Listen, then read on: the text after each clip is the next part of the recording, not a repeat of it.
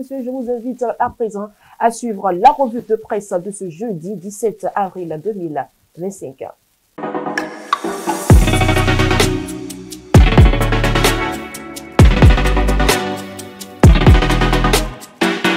Amis des journaux, bonjour. Le danger que représentent les sachets plastiques est à la une ce 17 avril 2025.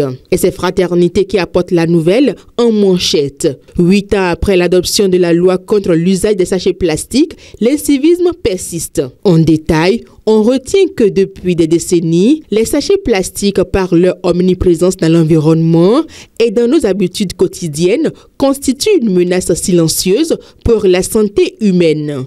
Leur composition chimique, souvent toxique, favorise l'infiltration de substances nocives dans l'organisme, entraînant diverses pathologies. De la naissance à la vieillesse, les composés chimiques contenus dans ces sachets plastiques agissent comme des poisons potentiels, informe le quotidien de Ménotin. L'actualité politique liée aux élections générales 2026 est également à la une des parutions. Dynamisme Info estime que la réouverture du code électoral est la véritable clé pour des élections apaisées en 2026. S'inspirant alors des actions de l'ancien président Nicéphore Dieudonné Soglo, l'autre quotidien note que pour une année électorale apaisée, Nicéphore Dieudonné Soglo apporte de paix et de réconciliation. Dans cette quête de paix permanente, Dynamisme Info nous apprend qu'il n'est pas seul. Maître Adrien Hungwedi est déjà dans une posture à célébrer vu son engagement pour des élections inclusives et pour la paix. Outre ces actions de ces anciens acteurs politiques du Bénin,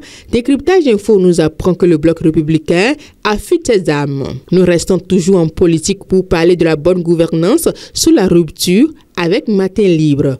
Talon Djogbenou, qui inspire qui, s'interroge le quotidien. Invité à la conférence inaugurale du deuxième trimestre de l'Institut des artisans de justice et de paix, le président de l'Union progressiste Le Renouveau UPR, Joseph Djogbenou, a exposé sa vision sur l'impératif de la bonne gouvernance pour relever les défis actuels. De son exposé, on retient que pour Djogbenou, la politique trouve sa raison dans le besoin et l'impuissance de l'individu à se suffire, la gestion de cette tension permanente entre la rareté des ressources et l'abondance des besoins. Gouverner, c'est choisir, laisse entendre Joseph Djogbenou en soulignant que tout choix implique l'exclusion. D'autres sujets ont retenu l'attention des journaux parus ce jour. Le matinal affiche en note éducative Université publique du Bénin vers la satisfaction des besoins en enseignants.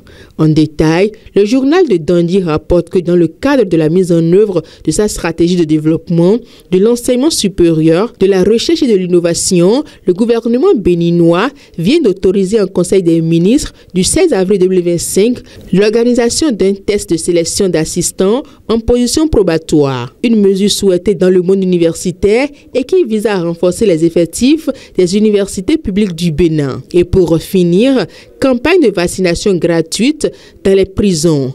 Un investissement sanitaire inédit au profit des détenus, nous apprend Fraternité. Des vaccinations contre la fièvre jaune, le tétanos, la fièvre typhoïde et la méningite ont commencé et se poursuivent, tandis que des prélèvements sanguins s'opèrent avant une éventuelle vaccination contre les hépatites.